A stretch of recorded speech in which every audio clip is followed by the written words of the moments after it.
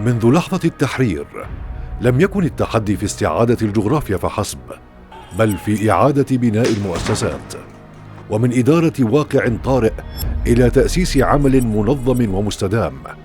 بدأت الدولة السورية مرحلة جديدة عنوانها التنظيم والحوكمة وبناء الثقة. في هذا السياق انطلقت أعمال الهيئة العامة للمنافذ والجمارك من الميدان لتتولى مسؤولية إدارة المنافذ الحدودية والجمارك والمناطق الحرة، وضمان سيادة الدولة على حدودها وتأمين انسيابية حركة العبور والسفر والتجارة. التأسيس من الميدان إلى الإطار المؤسسي. بالتوازي مع العمل اليومي أطلقت الهيئة مساراً واسعاً لتطوير وتجهيز البنية التحتية، شمل المنافذ البرية والمرافئ البحرية والمناطق الحرة ومديريات الجمارك. أعيد تأهيل المرافق ووسعت الصالات وجهزت ساحات الشحن وحسنت المسارات وطورت البنى الخدمية ضمن رؤية تقوم على الجاهزية المستدامة وجودة الخدمة ورفع كفاءة الأداء. واستند هذا المسار إلى قاعدة بشرية تضم أكثر من 11,000 موظف شكلوا العمود الفقري للعمل اليومي، وأسهموا في إنجاح مرحلة الانتقال من واقع معقد إلى منظومة أكثر تنظيماً واستقراراً. المنافذ البرية حركة الوطن. كانت المنافذ البرية أول مرآة عكست أثر التنظيم على حياة المواطنين، وخلال عام 2025 سجلت المنافذ البرية قرابة 11 مليون مسافر بين قادم ومغادر في واحد من أعلى نسب الحركة خلال السنوات الأخيرة. مبروك إن لكم لجميع سوريا. لم تكن هذه الأرقام مجرد إحصاءات، بل قصص عودة واستقرار، مع عودة قرابة مليون مواطن ضمن برنامج العودة الطوعية من دول الجوار، ونحو نصف مليون من المغتربين. وعلى الصعيد التجاري عبرت أكثر من 600,000 شاحنة محملة بما يزيد على 14 مليون و400 ألف طن من البضائع، لتؤكد عودة المنافذ البرية كممر حيوي للتجارة وداعما أساسيا للسوق المحلية. البحر السوري شريان الاقتصاد. مثل البحر السوري الامتداد الاستراتيجي لحضور الدولة في التجارة الإقليمية والدولية.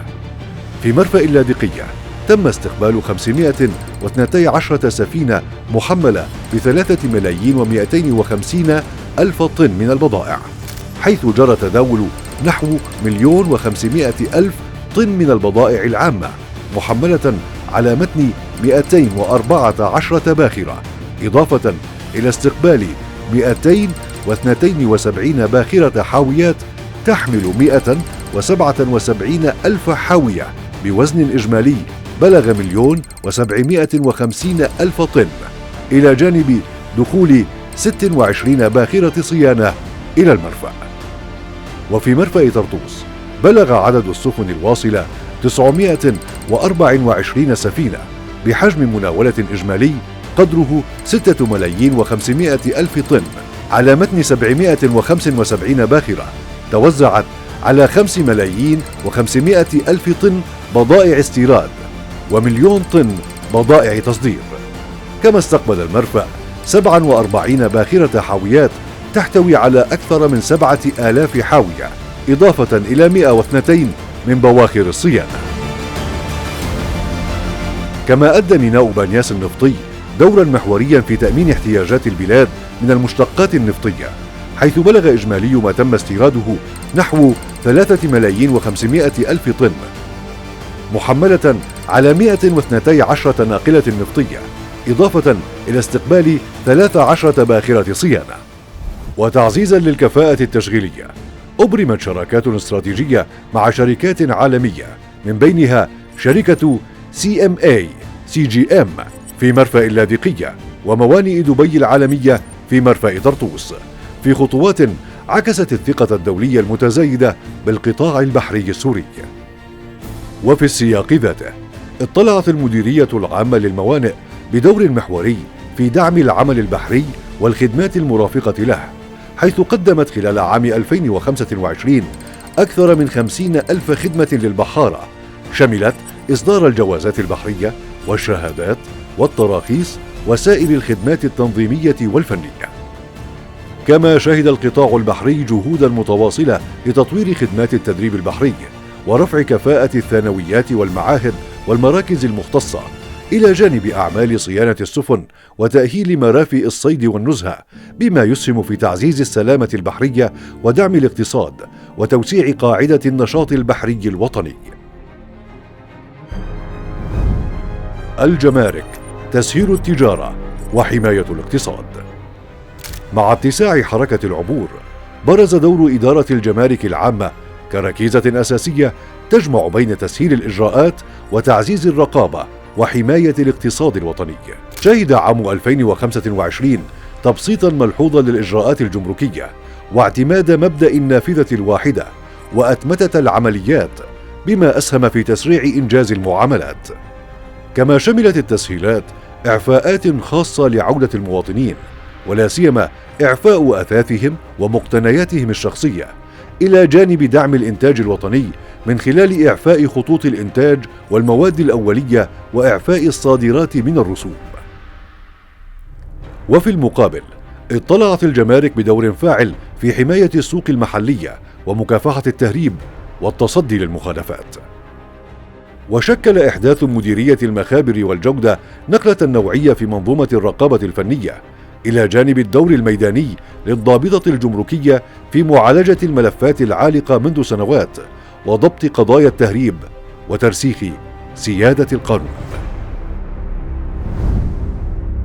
المناطق الحرة بوابات الاستثمار والتنمية.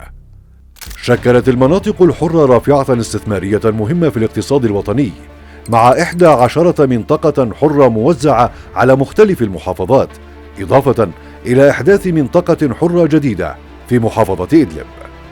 وخلال عام 2025 توفرت مئات الفرص الاستثمارية بمساحات تجاوزت 650 ألف متر مربع، إلى جانب 268 فرصة استثمارية في المنطقة الحرة السورية الأردنية المشتركة على مساحة تزيد عن 2,000,000 متر مربع.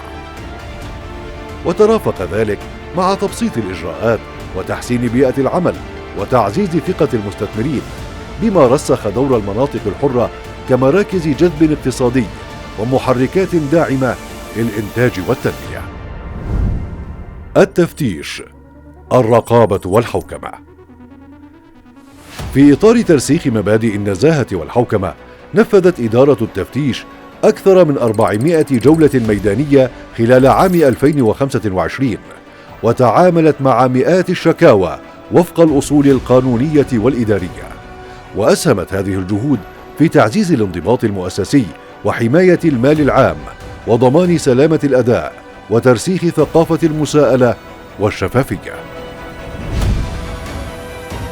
العلاقات الدولية، عودة الحضور.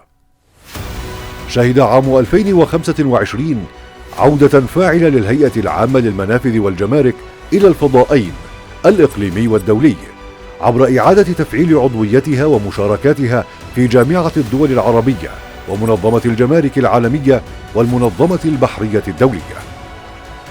كما شهد العام نشاطا ملحوظا على صعيد العلاقات الثنائية والزيارات المتبادلة مع الدول الإقليمية، بما عكس عودة سوريا كشريك فاعل في ملفات العبور والتجارة وتعزيز موقعها في منظومة النقل واللوجستيات الإقليمية. من التأسيس إلى ترسيخ الدولة.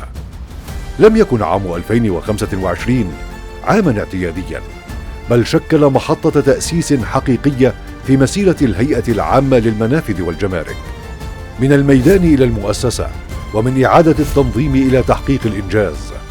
أرست الهيئة قواعد عمل حديثة، وأعادت تعريف دور المنافذ والجمارك بوصفها أدوات سيادة وتنظيم وخدمة عامة.